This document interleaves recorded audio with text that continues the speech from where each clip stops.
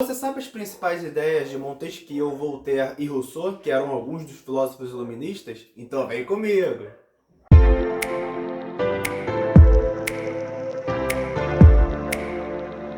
Bem, vamos lá, sem perder tempo. Começando pelo Montesquieu. Montesquieu ele era um grande defensor da democracia, um grande defensor da razão. Ele era muito crítico ao regime absolutista, muito crítico aos privilégios do clero, privilégios da nobreza.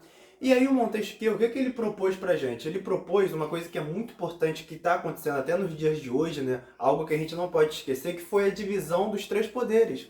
Isso começou com Montesquieu, foi a partir da ideia dele que isso aconteceu. E que divisão foi essa dos três poderes? Que a gente conhece. Hoje em dia, como é que é o nosso político, o nosso sistema político? É dividido em judiciário, executivo e legislativo. Ou seja, nas esferas do poder, uma olha a outra, uma está de olho na outra, para que não haja um poder muito concentrado nas mãos de um só. Ele teve essa ideia da divisão dos três poderes e foi muito importante, então a gente não pode esquecer. Montesquieu, uma das grandes contribuições dele. Ele também participou da enciclopédia que eu falei para vocês, onde muitos filósofos iluministas participaram, dando as suas ideias. E aí, para a gente encerrar Montesquieu, uma frase dele que é muito interessante, né, para a gente pegar, que ele diz assim: uma coisa não deve ser justa porque é lei, mas sim lei porque é justa. E aí essas foram as ideias de Montesquieu, e agora a gente vai falar sobre as ideias de Voltaire. Bem, falando agora sobre Voltaire. Voltaire, assim como Montesquieu, era um apaixonado pela razão, era um apaixonado pelo progresso, era um crítico ao regime absolutista, era um crítico aos privilégios da nobreza, do clero, mas Voltaire tinha uma diferença em relação a Montesquieu. O que Voltaire criticava não era propriamente o regime em si, a religião em si, mas sim as formas como esses regimes eram conduzidos naquele período, ou seja, a parte arbitrária daqueles regimes. Tanto que ele falava, pô, os reis têm que ouvir mais o povo para liderar melhor aquela nação, aquele povo.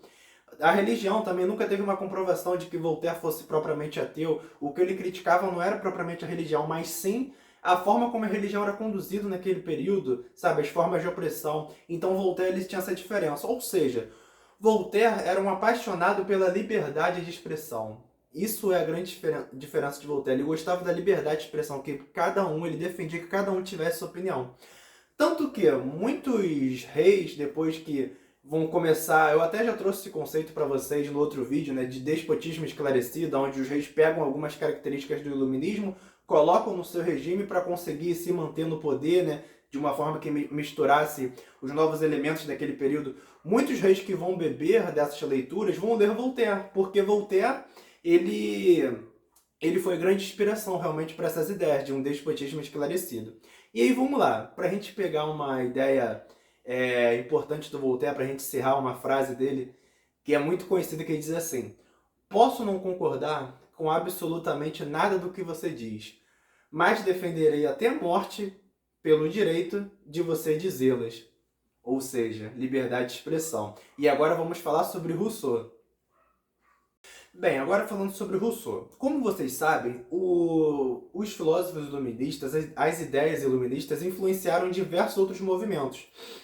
E, por exemplo, na Revolução Francesa, que foi um dos movimentos mais influenciados pelo iluminismo, os revolucionários franceses leram muito Rousseau. Rousseau foi um dos filósofos mais lidos, porque Rousseau foi um dos filósofos mais radicais daquele período. Rousseau era um dos filósofos que defendia o lema da liberdade, igualdade, fraternidade, que foi muito defendido na Revolução Francesa. Então Rousseau, gente, é muito importante. Ele influenciou diversos outros movimentos. Rousseau influenciou, para quem for estudar sobre liberalismo político, para quem for estudar sobre socialismo, para quem for estudar até nos movimentos romantistas, Rousseau influenciou. E aí vamos lá, o que Rousseau defendia, por exemplo? Como eu falei para vocês, os lemas, né, de liberdade, igualdade e fraternidade. E Rousseau defendia um conceito, um modelo chamado de contrato social. Rousseau era um contratualista.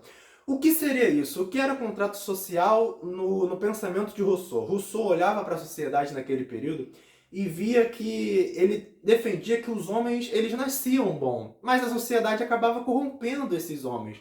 E aí o que acontecia? Por conta de instintos, mecanismos que a sociedade colocava, como o Estado, como algumas outras situações, o homem acabava se corrompendo. E aí o que o Rousseau defendia? Ele defendia que deveria haver um contrato social, que o homem deveria voltar para a sua origem da natureza e começar a decidir, as pessoas decidirem entre si o que seria melhor para a vida delas. Ou seja, um novo modelo. O contrato social é um novo modelo, onde a gente, agora as pessoas, ao invés de ser controlado por Estado, por algum outro mecanismo, a gente mesmo conversaria, a gente ia chegar a uma melhor conclusão, porque a gente é bom por natureza e não seria mais corrompido por sistemas, por mecanismos, por instintos que acabaram levando a gente pelo mau caminho. Então Rousseau defendia isso, era um novo modelo.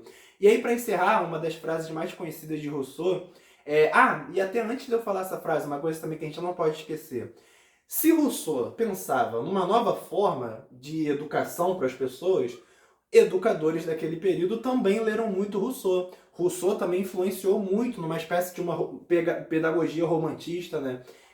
Então muitos desses também leram Rousseau. E agora, para a gente encerrar esse vídeo, uma frase de Rousseau que ele diz assim: o homem nasce bom, a sociedade o corrompe. Valeu, pessoal, espero que vocês tenham gostado. Só uma curiosidade, o Rousseau, o nome Rousseau, né, influenciou no nome artístico, né, do Renato Russo, né, para quem é fã da Legião Urbana e tal, o saudoso Renato Russo. Renato Russo, quando foi pensar no nome dele, ele também olhou para Rousseau. Espero que vocês tenham gostado. Se gostou, curte o vídeo, se inscreve no canal, ative o sininho, me segue no Instagram, me segue lá no TikTok. E se ficou qualquer dúvida, só me falar, só me chamar, que a gente dá um jeito, tá bom? Valeu, pessoal!